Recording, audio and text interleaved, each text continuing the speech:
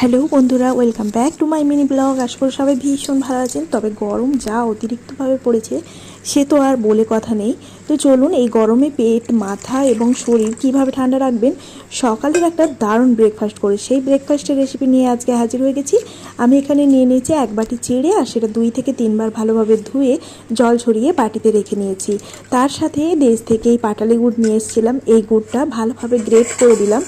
আর আমি এখানে বাড়িতে বানানো টক দই ব্যবহার করছি, চাইলে আপনারা কিনেও টক দই ব্যবহার করতে পারেন।